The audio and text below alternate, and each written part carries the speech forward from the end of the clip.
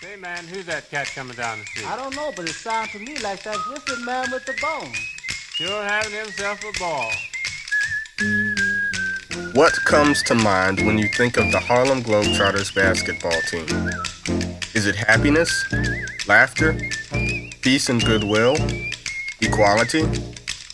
This is what the Globetrotters symbolize today. But even though the Globetrotters symbolize equality, they were not always treated equally. Why? Because the original Globetrotters were black. For years, during the pre- and post-World War II eras, African Americans were marginalized and regarded as inferior in almost all respects and disciplines, including sports. Professional basketball was one of the last major sports to be integrated. Since blacks and whites were not allowed to play on the same professional teams because of racial conflict, they each had their own teams. Some of the best black professional basketball players joined the all-black Harlem Globetrotters basketball team. Just as good as the best all-white teams, the Globetrotters traveled the country, playing against any team up for the challenge. By gaining immense popularity across the nation, showcasing black talent to predominantly white audiences, and beating the all-white world champion Minneapolis Lakers in 1948, the Globetrotters dispelled the myth that black players were inferior to white players. This led to a compromise that resulted in the integration of the NBA, which helped promote the NBA, provide opportunities for future players of color, and transform basketball into the universally unifying sport that it is today.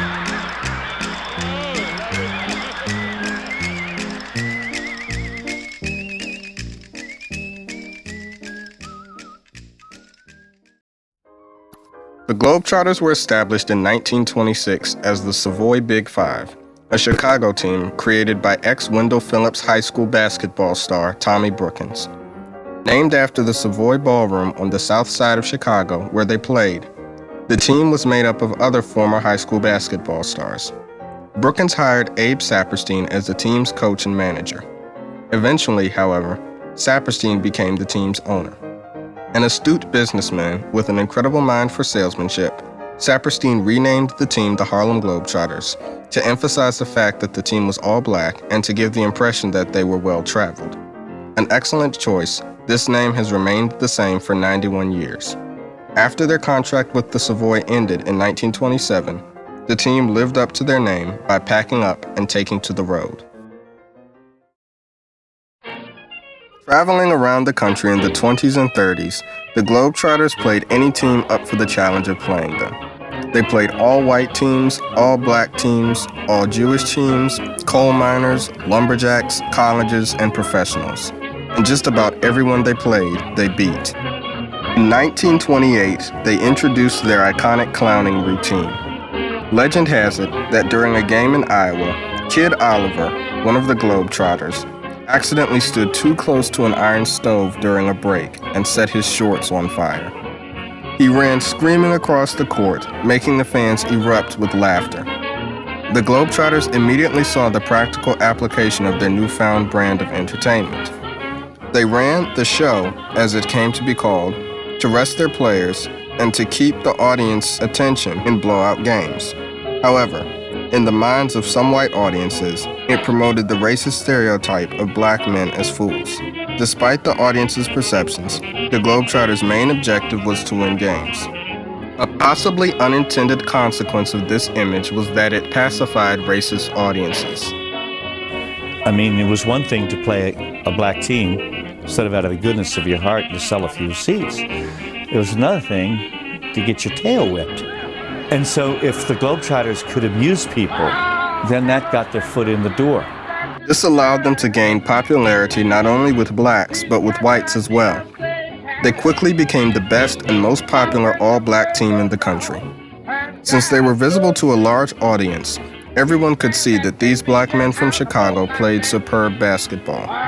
They also debunked stereotypes about blacks' inferior athleticism. Some during that time believed that blacks had heavy bones and could not jump. The Globetrotters proved them wrong. In the 1940s, while the Globetrotters were becoming ever more popular, the fledgling Basketball Association of America, the precursor to the NBA, was struggling to turn a profit. To increase ticket sales, the BAA would sometimes schedule a Globetrotters game after their regularly scheduled game. However, many still doubted that black men could play on the same level as professional white players. This question was thrust onto center stage to be settled when Abe Saperstein waged a bet with Minneapolis Lakers general manager Max Winter to schedule a game between their two teams on February 19, 1948. They started lining up at 3 a.m. The mighty Minneapolis Lakers versus the Harlem Globetrotters. Showboats, yes, but were they good enough to be in the same gym with the Lakers? We thought not. Not only were the Lakers considered professionals who played at a level far above that of the Globetrotters, they were white and the Globetrotters were black. During the 1940s, blacks were generally not considered to be the athletic equivalents of whites. Could the Globetrotters defeat the Lakers? That question would be settled that night. The Lakers jumped out to an early lead, and by halftime, it looked as though all of the pundits who had betted on the Lakers were right. The Globetrotters had not been able to contain the Lakers' 6'10" giant of a center, George Mikan, and it seemed as though all hope was lost, with the Lakers leading 32-23. But the Globetrotters clawed their way back to a 50-48 lead with 7 minutes to go. The lead seesawed back and forth within those last 7 minutes, and the excitement didn't end until the final shot from Globetrotter Irma Robinson. Irma steps, pumps his right leg as he does, and lets go his one-hand shot. Irma Robinson, he wound that ball up in it with that whistle blew. And as the shot goes into the air, the gun goes off.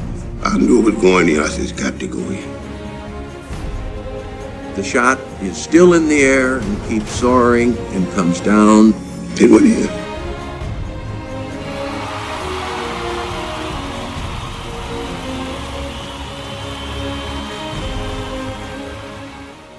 By beating the Lakers, the Globetrotters showed the world that they were equal to the best white players.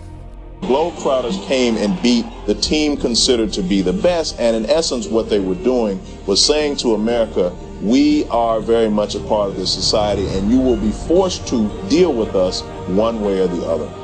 The game was such a spectacle, it caused some NBA owners to take notice. It took action in 1950 when West Virginia State University star Earl Lloyd and former Globetrotters Chuck Cooper and Nat Sweetwater Clifton became the first black NBA players. This helped resolve the racial conflict that had persisted for decades. The team owners compromised with blacks mostly for financial reasons. They realized black players had talent and fans paid to see them play. Their ideas held true. The Celtics saw a 79% increase in attendance the season they drafted Cooper, and the Knicks made it to the finals for the first time in team history after signing Clifton. Still, the occasion was momentous, a big step towards true equality.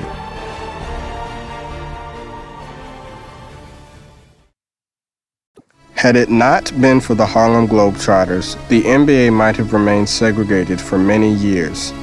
The Globetrotters paved the way for a long legacy of black NBA stars by reversing negative perceptions of black athletes. In 1956, the Boston Celtics signed center Bill Russell, a future Hall of Famer and second on the all-time rebounds list. In 1959, the Philadelphia Warriors signed Wilt Chamberlain, an ex-Globetrotter who holds the single-game scoring record. In 1969, the Milwaukee Bucks signed Kareem Abdul-Jabbar, the NBA's all-time scoring leader. And in 1987, the Chicago Bulls signed Michael Jordan, who many considered to be the greatest basketball player of all time. Now 75% African American, the NBA is seemingly colorblind. Blacks, whites, and others from around the world play alongside each other without batting an eyelash, and race is no longer a hindrance to success. LeBron James, Steph Curry, Kevin Durant, and every other black NBA player have the Harlem Globetrotters, the champions of equality, to thank for their equal shot at success.